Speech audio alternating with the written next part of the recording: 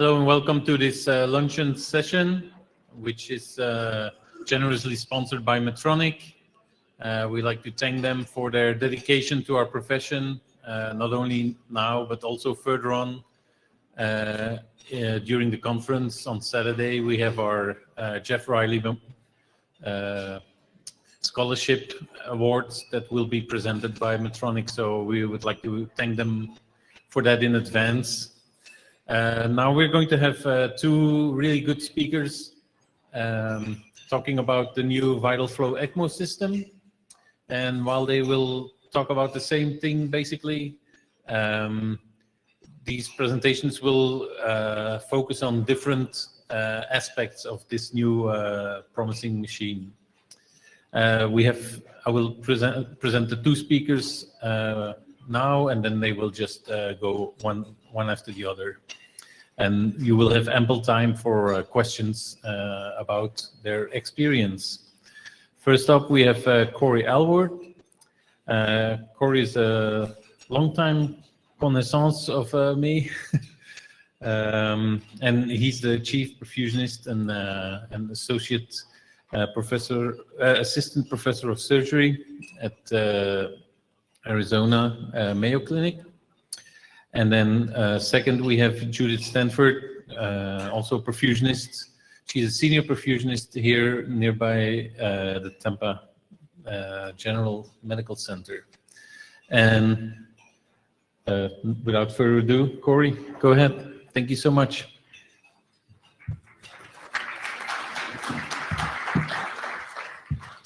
Good afternoon, everybody, and thanks for your attention for the next 20 minutes or so. So as Luke mentioned, I'm going to talk about our early experience with the Vital Flow system. I am receiving a small honorarium for giving this talk, and these views do not necessarily represent Mayo Clinic. I'm speaking from my personal experience and my personal opinions. So a little bit about our hospital. Again, we're at the Mayo Clinic in Phoenix. We are a 368-bed hospital, of which 48 are ICU beds, so we're quite small compared to the Mayo Clinic in Rochester, Minnesota, similar in size to the one here in Jacksonville, Florida. Although we are kind of the redheaded stepchild compared to Rochester, we are the #1 hospital quite routinely in Arizona in the U.S. News and World Rankings, and we're on the best hospitals honor roll, which is the top 20 hospitals in the country. So while we're a little bit small, almost community hospital size, we like to think we do some things the right way. Our ECMO program, we are an ECMO or an ELSO Center of Excellence since 2010. And since they started kind of stratifying the rankings, we've been a gold member since that time, hopefully getting to platinum in the next cycle. We do about 40 ECMO patients per year, so kind of a medium-sized program. We do a very complex mix of patients, of course, VA and VV. We do frequently VPA, or what we used to call RVAD ECMO, and we do hybrid ECMO, of course. We do bridge to transplant. Right now, it's all hearts. We're starting a lung transplant program literally any day now. It's open and ready for business, and we're evaluating patients. So soon we will be probably using VV as a bridge to lung transplant as well. And we do a lot of ECMO combined with VADs, either prior to VADs or alongside VADs as they leave the OR. Both Impellas, balloon pumps, durable devices like HeartMate 3. So kind of a complex mix of patients. And so that's a little bit about our hospital and the program, and then a little bit about me. I'm kind of a big deal. I've been a perfusionist for 21 years. Over 18 years of that has been at the Mayo Clinic, and almost all of that 18 years I've been the chief perfusionist. 10 of those years I did a span as the ECMO coordinator, and we recently, well not recently, several years ago, turned that over to nursing as our program becomes a little bit more and more nursing driven. It makes more sense to have a nurse in that coordinator role. So we actually have co-coordinators. So we have two nurses that fill that role now. By the way, I don't like talking about myself, but I was asked to do that. So I hope it doesn't, I try to be humble, but I was asked to give this talk some credibility. So I'm a former AMSEC board member, and I've done a lot of volunteering with organizations like ELSO, the STS, AATS, and others. And almost all of that volunteering has been on the educational side. Helping coordinate conferences, giving talks, performing simulations, and almost all of that is related to ECMO, not necessarily bypass. So I've kind of made a career out of the ECMO side just as much as bypass. I was also a co-author on this device profile that came out just about a month ago in the Expert Review of Medical Devices journal, led by Dr. Colin McCloskey, which just, it's a good reference. It's a little bit more palatable than reading through an IFU or an operator's manual. So if you want just a kind of an overview of the system, this might be a decent place to start, in addition to stopping by the booth and things like that. So a little bit about our journey to Vital Flow. So we started, these dates might not be exact, but we started our ECMO program around 2007. I think we may have done a patient or two prior to that, using some whatever we had on board, to keep a patient alive in the ICU. But we really started to formalize our program around 2007. We were using the CentraMag blood pump with the Quadrox oxygenator, which came out roughly around that time. We might have done a patient or two with one of the old silicone membranes, maybe even some bypass oxygenators, but again, that would be very, very low in number.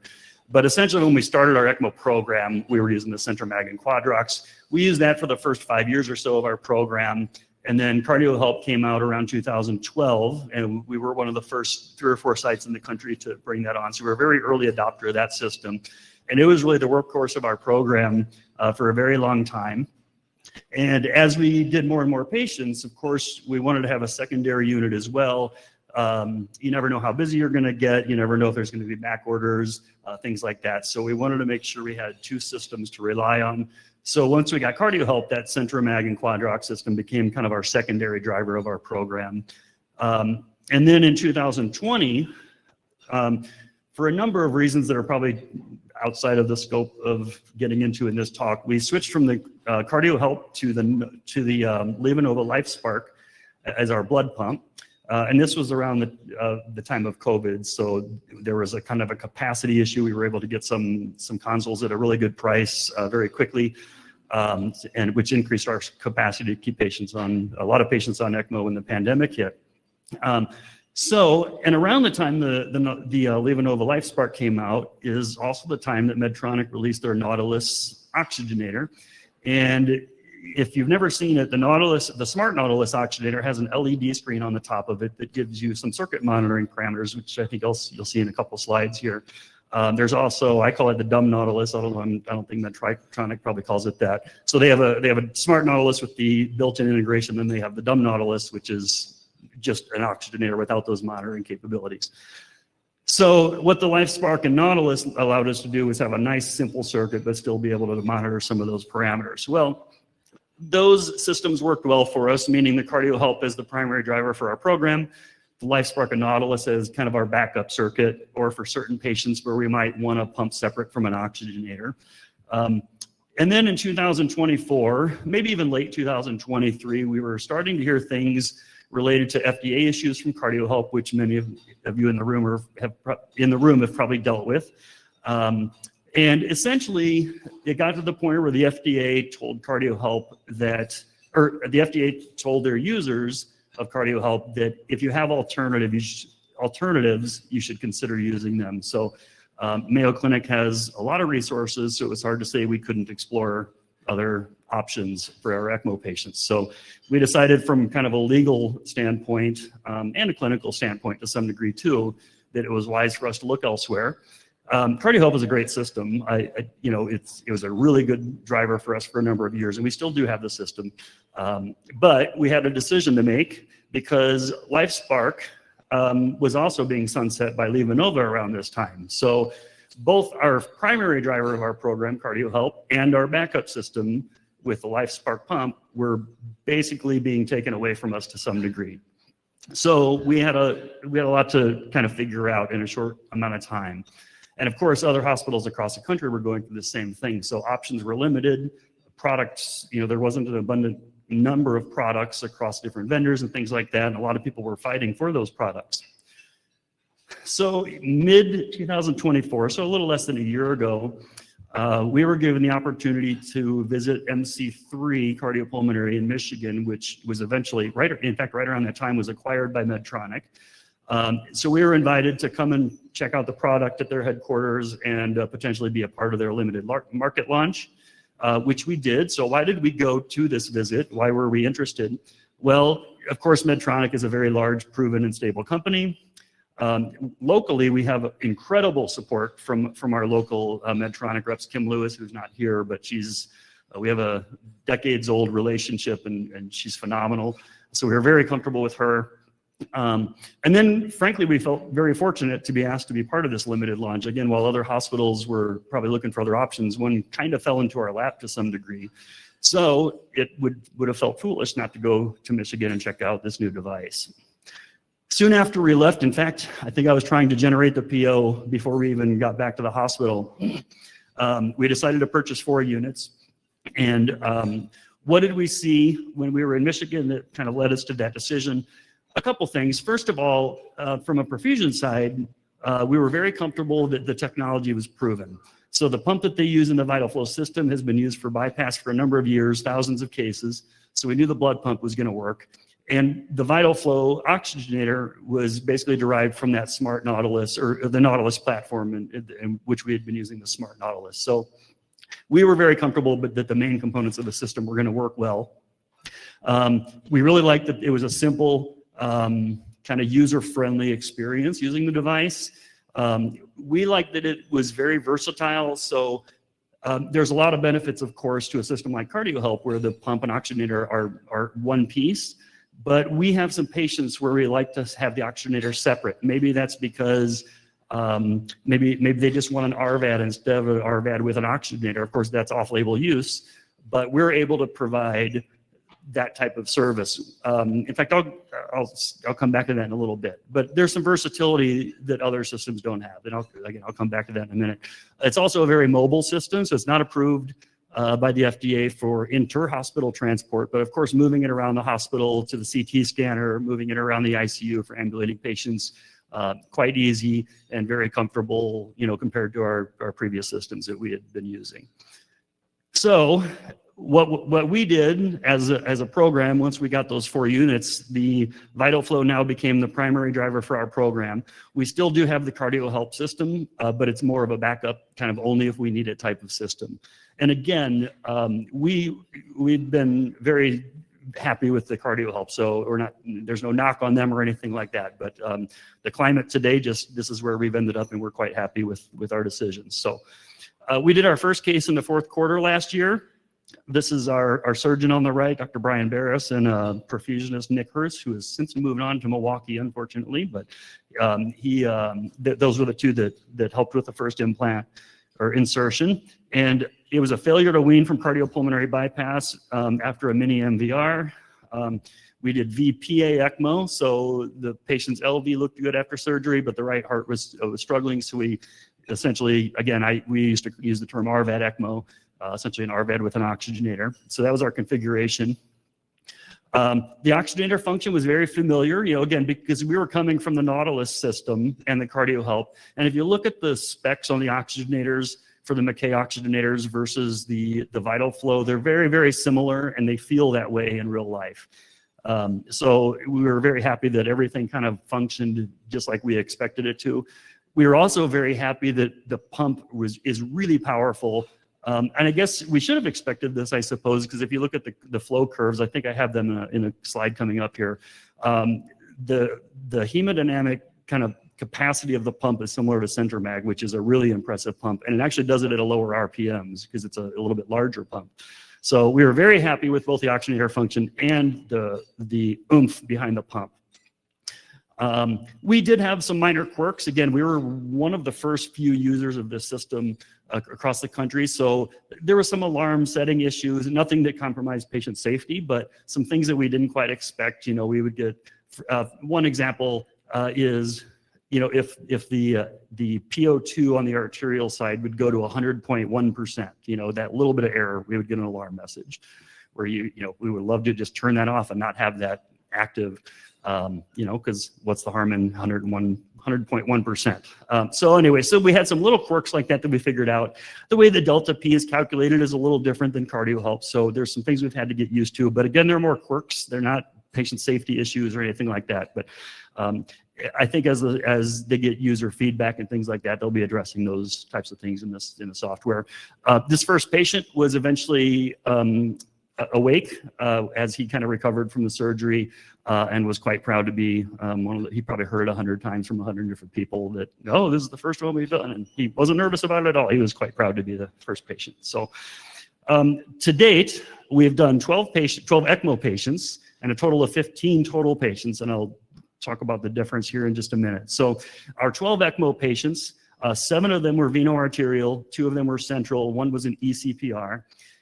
3 of our patients were veno-venous ECMO, 2 of them were the VPA ECMO, which again, I just described our first one, and then 3 other types of support. So the 3 other patients, 2 of which were RVAD patients without an oxygenator. So again, that's off-label use, that the device is not cleared for that. But we were able to purchase essentially the same pump they use for cardiopulmonary bypass, come up with our own tubing pack, and we have essentially a very inexpensive RVAD. Whereas we didn't have that option before. You know, the CenterMag pumps are quite expensive, and CardioHelp, you have to use an oxygenator with it. So this was a really good niche product for us, for those patients. And then the other off-label use that we used it for was an angiovac patient. We do very few angiovac procedures at our hospital, so we don't really, it's hard for us to justify spending $30 or $50 or whatever $1,000 on a system for those patients that come along once, twice, 3 times a year. So this was a really nice use case for us. We just used the Vital Flow pump, and it worked out great, and it was a very inexpensive solution to that problem. Again, that's off-label use. So our ECMO outcomes, 6 of the 12 patients were discharged. 2 of them were still on ECMO, at least as of a couple days ago. The average ECMO run was 6.6 days. So again, those numbers are very consistent with what we've seen historically, consistent with ELSO benchmarks from the ELSO registry and things like that. So we certainly don't think that the Vital Flow has caused any worsening of outcomes, and frankly, probably no improvement of outcomes either, but it's functioned exactly like we need it to for these patients. So what are a few of my favorite things about the Vital Flow system?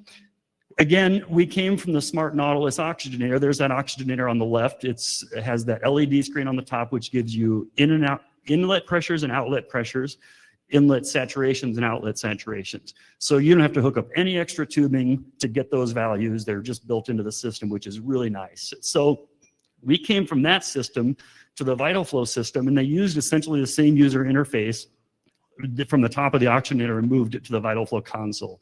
So when we put this in front of our 40 ECMO nurses, and maybe I skipped over that on a previous slide, we have 8 perfusionists, and we have about 40 ECMO specialists that are, all of them are nurses. So the perfusionists don't sit bedside 24 hours a day. We check in the morning, we check in before we leave at the end of the day, and we do all the troubleshooting, any implantations, any circuit interventions, things like that. But the nurses are the ones that watch it, 24 hours a day. But the perfusionists are highly involved in training those nurses to use these devices. So what we found is not only just in clinical practice, but in the training of these nurses, it was a very, very familiar and very easy training because they had already worked with the Nautilus. So that interface was very comfortable to them. And then one thing that I really like about the Vital Flow system is it's really only what you need to perform ECMO. And in fact, I kind of jokingly told the Medtronic folks, I want them to get rid of the timers that are built in because I don't need a timer to do ECMO. I want my ECMO device to only give me what I need. And a lot of features, like for example, if I'm comparing it to CardioHelp, CardioHelp has things like interventions, zero flow mode, backflow prevention, all these types of things. And if the device has it, you need to teach to it. The nurses need to understand what the feature is, even if you're not using them, because one could inadvertently get turned on, or one of your residents or intensivists could come by and decide to play, and now the nurses, if they don't understand the feature, they don't know how to react to it. So one thing I really liked about the Vital Flow was it really simplified those things. It gave me only what I needed to perform ECMO. And again, I'd love to see them get rid of the timers because everybody's got a watch or a clock on the wall or something like that. But I'm sure if they took it away, other people would complain and say they want 4 timers. So anyways, the simplicity in user interface, I've been training nurses for almost 20 years on different devices, and it's by far the quickest and easiest device I've had to train to. And that is objective. That's not just a feeling. It takes far less time. I used to have to put aside about an hour to train a nurse on CardioHelp, and I have to spend about 30 minutes training them on the Nautilus system. Another thing we liked, again, I mentioned we had a couple patients that needed only an RVAD without an oxygenator, or those angiovac patients. the monitor, the console will actually adjust if you're not using an oxygenator. So for example, let's say after a couple weeks of support, again, it's not FDA cleared for that long, but so if you need to change an oxygenator, for example, and let's say instead of using a smart Nautilus, or I'm sorry, instead of using a Vital Flow Nautilus, you use a smart Nautilus or a dumb Nautilus, you could splice that in, and then the monitoring will disappear because it's no longer integrated. So it doesn't show up on the screen as like X'd out or dashes or anything. It literally disappears, and you only show the data you need. So when we're using it as an RVAD, we see the screen on the right, which is your flow and RPMs and the bubble sensor. Whereas if the screen didn't adjust, we would see a lot of values we didn't need in that scenario. So that's another thing we liked about it. Again, I mentioned this earlier. Really powerful pump, and again, you could compare these curves to Centromag, and the pump capacity is really on par with Centromag, but at a lower RPM. There is a bearing in the pump, unlike CardioHelp, but we have not seen any sort of hemolysis or anything like that with this pump in our patients. So really powerful pump at lower RPMs, which has really been nice for us. I pointed out this slide, and I believe this is Jordan's arm. Am I correct about that, Jordan? So if you need a good arm model, there's one down here in the front. So I included this slide because, again, I think I've said this a couple times already, that it's not cleared from the FDA for inter-hospital transport. But someday I'm guessing it will be, and people are going to use it off-label in this manner. We have not taken the patient in the back of an ambulance yet. I'm sure we eventually will, but we have not done so yet. And you might say, well, now it's two pieces, and CardioHelp was only one, so this is going to be really difficult for us to do. And I think that might be true, but I think some things are actually beneficial about this. So in our inter-hospital transport, we're often, and especially if they have a balloon pump or an Impella, I mean, it gets really crowded in the back of these ambulances. So sometimes we're putting a CardioHelp in a spot that is very difficult to reach. And one benefit of this system might be that you can put the caddy, which would be that top picture of Jordan carrying the caddy, which has the pump and oxygenator. You could have that separate. You could put that, between the patient's legs or we used a little shelf, across the patient from where we sit, which is very hard to reach. So you could put the caddy on that side of the patient, but then put the console right next to you or right in front of you. So you could essentially, 2 minutes, thanks. So you could essentially, have operating capacity without having to have the oxygenator and pump right next to you. So, and in terms of weight, carrying the console and the caddy separately, there might be some kind of weight benefits even there just walking around the hospital. So I think with some ingenuity, this will be a very good system someday for taking patients across town or up in the air or whatever you have to do. So I think this is basically my last slide here. This was sent to me by one of the insiders at Medtronic, and this was their voice of customer, which is when they decided to put an ECMO system together, they reached out to hundreds or probably even thousands of different people asking what the community wants, trying to get a vibe for what the community needs and what they want. And the results of that voice of customer survey was that they wanted something simple, they wanted something that performs well, and they wanted something configurable. And I didn't see this slide until I was almost done with this presentation, and these are the three areas that I decided that I really wanted to highlight.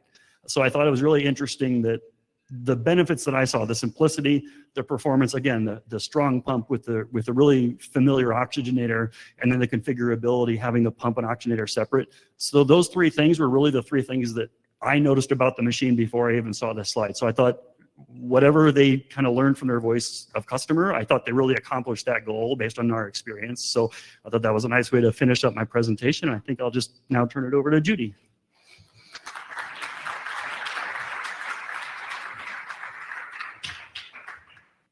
So we were fortunate enough as well to be an early user of Vital Flow ECMO system, and this is our center's experience. A little bit about our center. I like to believe Tampa General is known for being the #1 transplant center in the country by volume. We did 889 transplants in 2024. Of those specific to my department were 51 heart transplants, 42 lung transplants, and 3 heart-lung transplants. We are also proud of our ELSO Gold status, to which we performed 137 ECMO runs in 2024.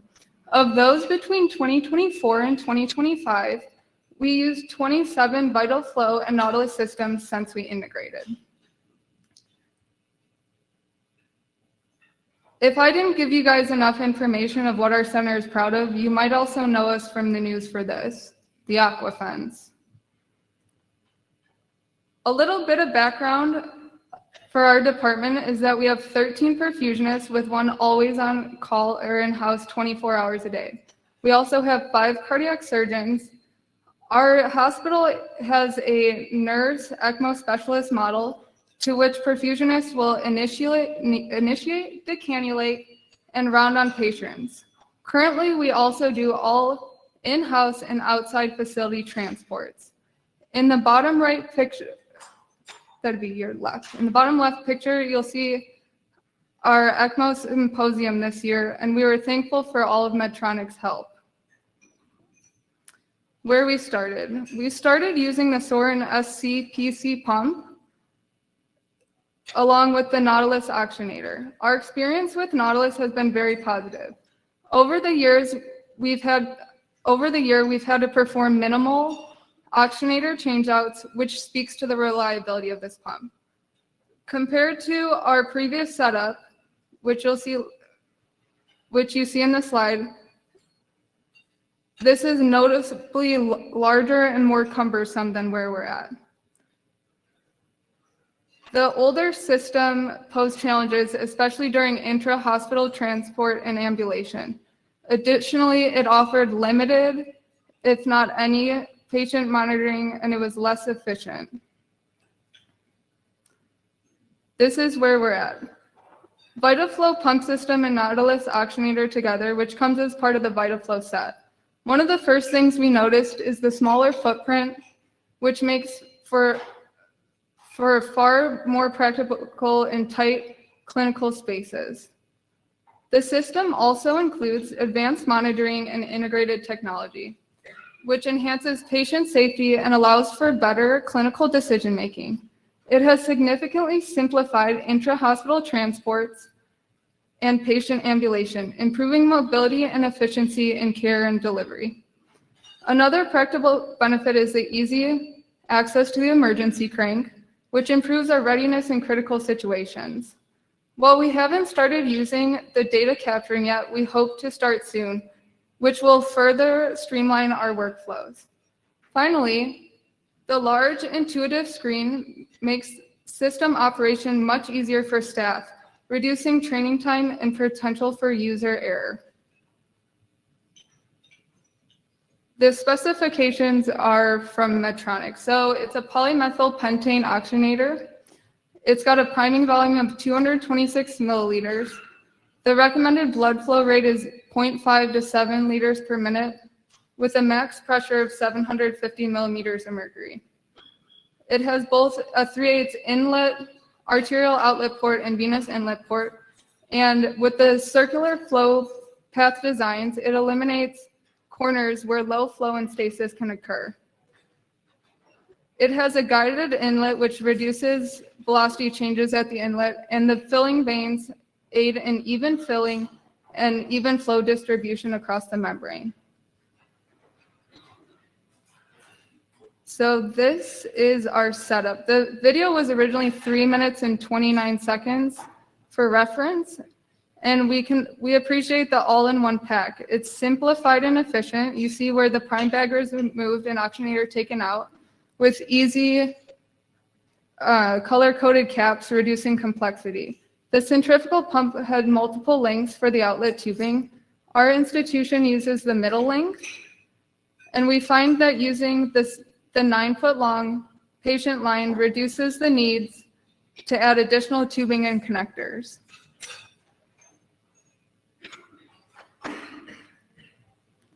So that's the 3 lengths of the tubing that comes with it.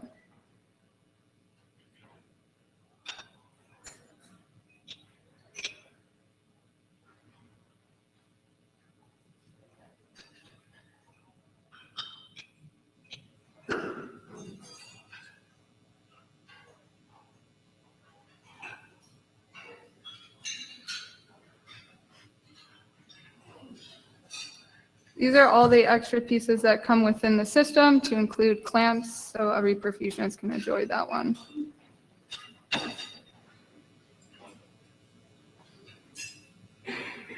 So with our personal experience, we really enjoyed that it was the ease of use for in-house travel between the CT, the IR, walking the patient, the easy maneuverability amongst all of those things within the cath labs and operating rooms as well.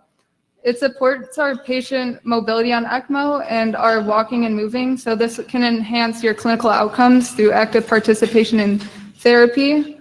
Its compact design helps to fit in all the tiny spaces within the hospital. We're all pretty used to that. We all get just a corner of real estate.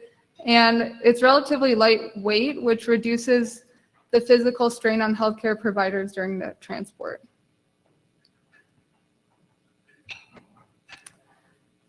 Our hospital had some changes to consider.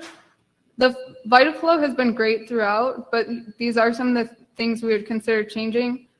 We identified potential issues with the pigtails, so on our side, we just changed them out. We're an early adopter, so there's limited experience with the setup within other centers, but we're excited because Medtronic is working on means for air travel. We find it easier to change out the whole circuit, which you'll see in the next slide, rather than taking the caddy out of the stand, setting it on the bed, and changing individual pieces. The circuit does not have a negative pressure, venous pressure, which that's dependent on your institution if you find that important. And then since we are southern-ish Florida, we side that oxygenator 4 to 8 hours because the humidity here is real. So you'll see here that instead of taking the caddy out of the holder, or the caddy and setting out on the bed, it's easier to just double clamp, cut, connect, and add new connectors in there. Then you can choose the lengths again. And away it went. Our first experience with VitaFlow when we went live was on a patient who presented with acute respiratory distress syndrome due to COVID. While most of us are familiar with the progression of COVID patients on ECMO, we used a single circuit for 14 days, which stands as a testament to VitaFlow. Unique flow pattern and easy design. We can visibly see the light bar at the top, which is great in a clinical setting where you have a negative pressure room. So you don't always have to go in the room. It's a really great visual.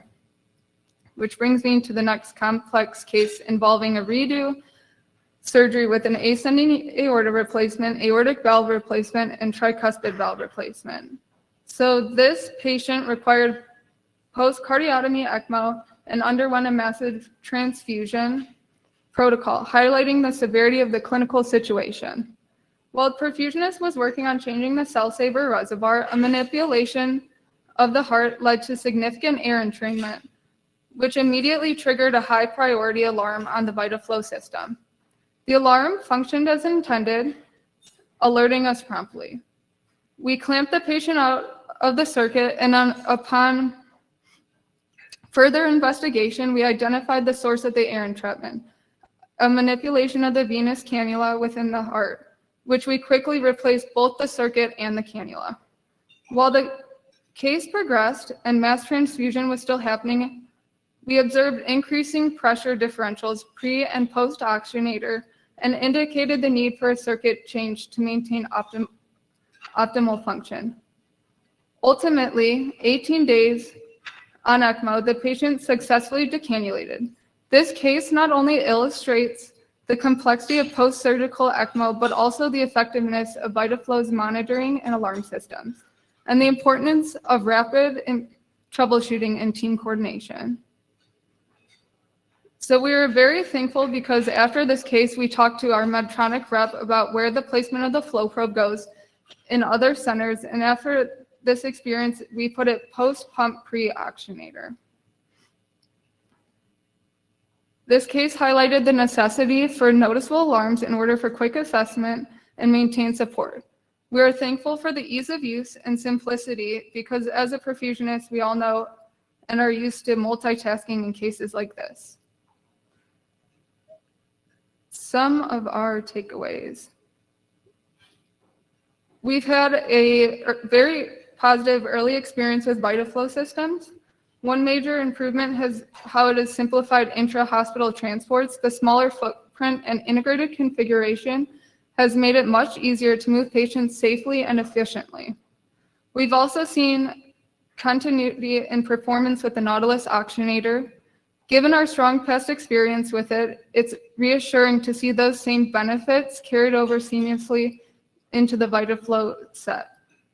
In addition to the core functionality, features like the light bar have provided real-time visual cues, which our team has found very helpful during patient management.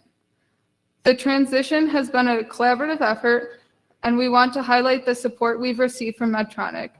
Their ECMO education, training programs, and simulation support have been instrumental. We're especially grateful for the willingness to be hands-on and responsive throughout the entire process.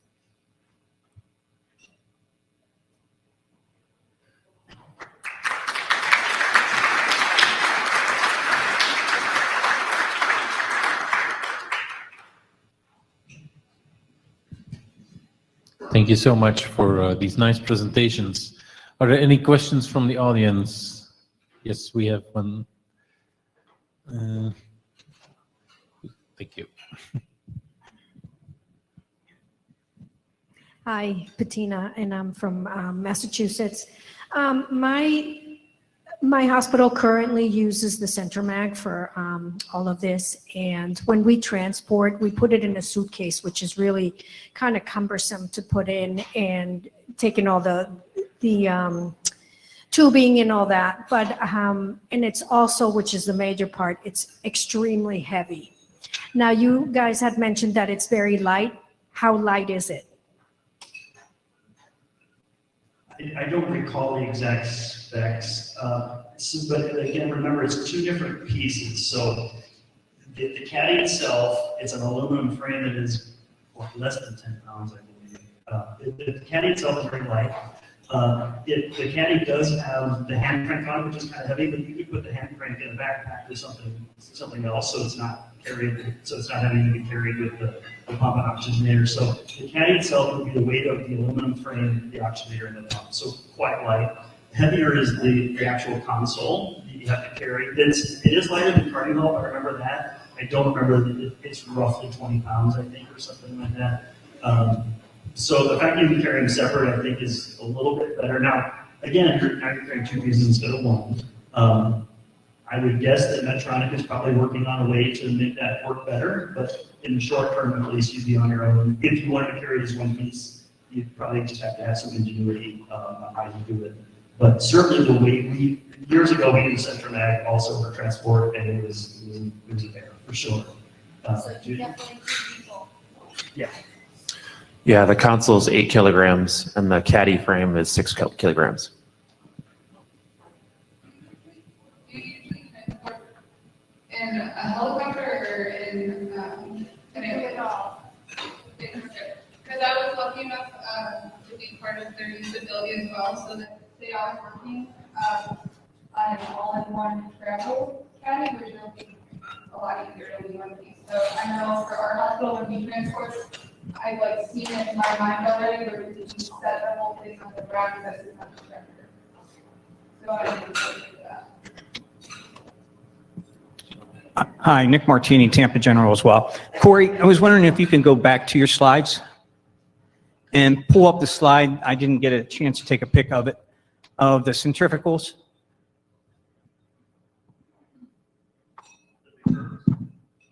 With the RPMs.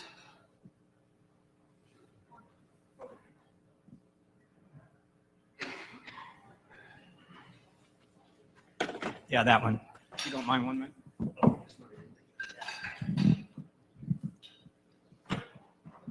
And I also wanted to pick your brain a little bit about AngioVac.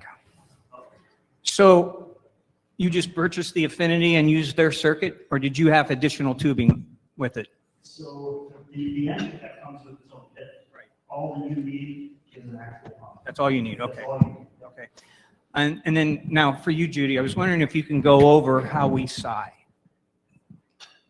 So we actually take the oxygenator out of the holder, and then when we turn it up, we kind of got to make it a good side where the port is to drop the rest of the condensation on the bottom. So we will take it out and we'll turn up the gas below, and then it'll come out the bottom.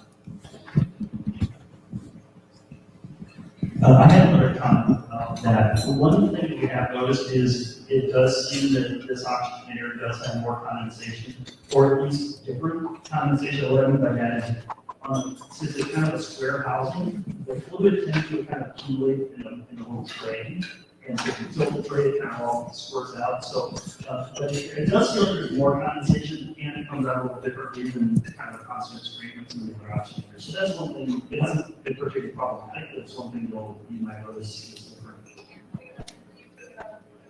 We do not take it out of the holder, to do that. I guess it makes sense to do so because you can tilt it. Yeah, right. But we just use it in the caddy. Okay, I have a question about what kind of data can you get out of the machine, and how can you use it to improve patient care?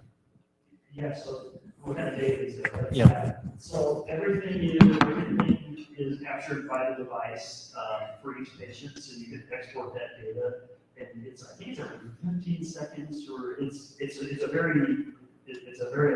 an abundant amount of data you can get, and it's all the parameters that the device gathers. And we actually just used that the other day because I think I mentioned during my presentation the delta P calculation. It tends to just jump around a little bit. I don't think the delta P is actually any different than what we're used to, but just the way it's displayed on the console, it can go for, especially if you're using blue pump, right? So the delta P can go from 27 to 60 if you get the timing just right. So we found it easier to export data to see if we were kind of climbing delta P.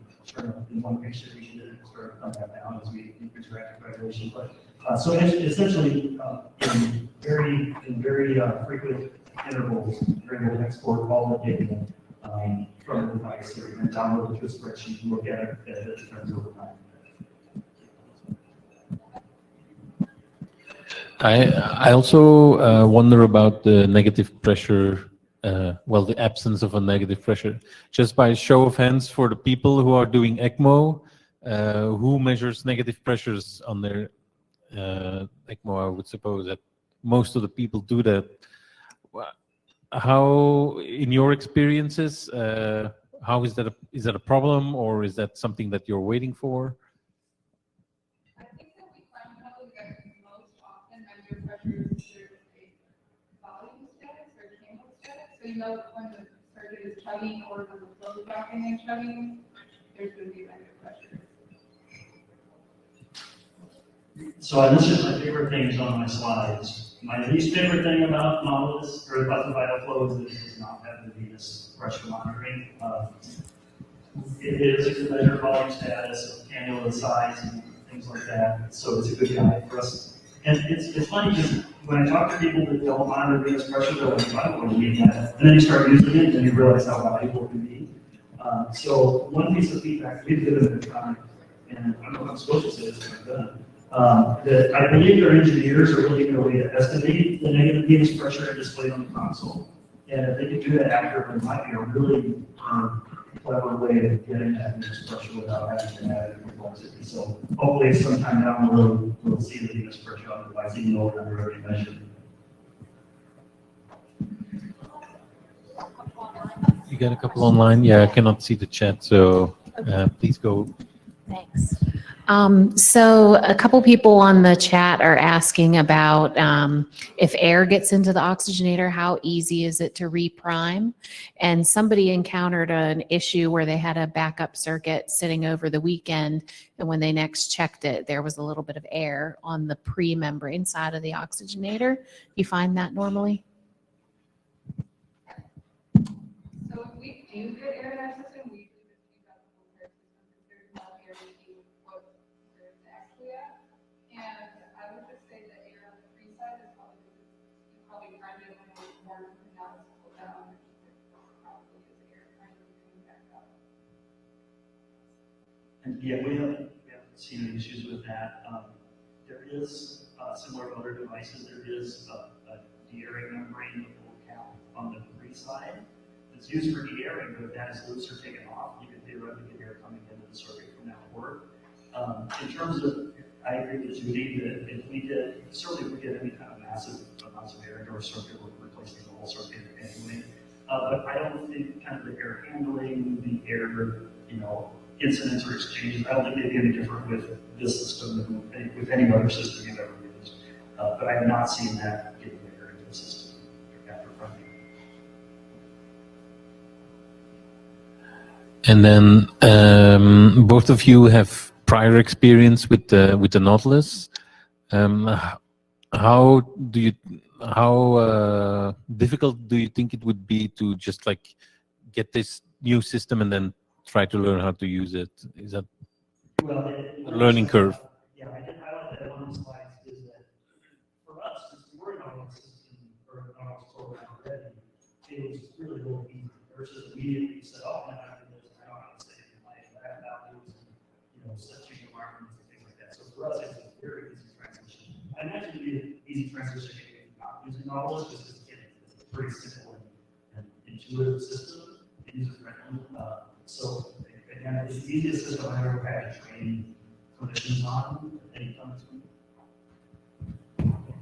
I think in my slides I highlighted we just had an ECMO symposium probably a month and a half ago, and it was kind of nice to see. So we had a cardio help next to a vital flow, and so you could see how people interacted with both. And I think it was just as easy, if not easier, to go through, troubleshoot, check all the pieces, and learn every aspect of it.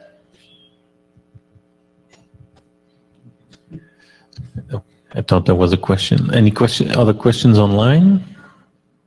Yeah, there's a couple people asking about if you have a Delta P recommendation for change out, whether it comes from Medtronic or institutionally. We don't have a strict guideline on that. I mean, I think most of the perfusionists at least would probably say we're not too worried until it doubles, but that would also go alongside of looking at measures of hemolysis, whether it's urine color, whether it's plasma-free hemoglobin, lactate dehydrogenase, something like that. So we have not had to do that with our vital flow. We had one recently that the Delta P started to climb in a really hypercoagulable patient, but then it started to decrease slowly. So I don't think Medtronic also has guidelines for kind of what Delta P is too high. And again, the way the Delta P is displayed, it jumps around a little bit. So if you look at it 1 second, it could say 23, and you look at it a few seconds later, it says 41. Whereas that was a little bit of a learning curve for us. So again, what we like to do is download the data so we can see a better trend. Looking at it every 15 seconds or every minute or whatever it gives you a little bit better trend line than just relying on somebody's spot check at that second. So the Delta P is a little bit different than what you're used to seeing. Not problematic, it just takes a little getting used to. So would you say the Delta P for this oxygenator for normally it's around between 25 and 30, or? I think that's maybe a little bit higher, but that's roughly correct. For those that use the cardio help always has a little bit lower Delta P than other systems, and I think it's because the way the blood enters the oxygenator has 4 outlets from the blood pump instead of just the 1. So it's slightly higher than cardio help, but cardio help's a bit of an outlier. It's more similar to the Quadrox, the Nautilus, and things like that. The number is very familiar. It just jumps around a little bit. If there are no more questions, there is one more question. Yeah. Cory, I forgot to ask you this. What is your heater cooler that you're using? It's the Microtemp LT, and if you look on the second or third page of the operator's manual, it says "Do not use for ECMO." But we use it for ECMO. That's what I thought. And we've actually gotten that cleared with our legal and regulatory team. We had to specifically ask for. Well, there's kind of a long story behind it, but they're not the most reliable, and they break down, but they're really cheap. So when the pandemic hit, we were able to get 8 of them for $8,000 instead of buying something far more expensive. We don't repair them when they break down. We just buy a new one. They're cheap enough, but they're reliable enough. And I wouldn't feel comfortable doing that if we didn't have temperature alarms on the system. So we're able to detect low and high temperatures on the system itself. So we're more comfortable using that Microtemp. Oh, we have one more question then, because we have to conclude this session. Just a quick Hello. Just a quick comment. You didn't mention the cart. And to me, one of the great engineering feats is that cart. Having a fifth wheel on it just makes it so it's almost unable to tip over. I won't say you can't, because I'm sure. But then having the slide out tray on the bottom, so if you're using a bigger heater cooler, you literally can just slide it out to add water or change water or whatever you need to do with that.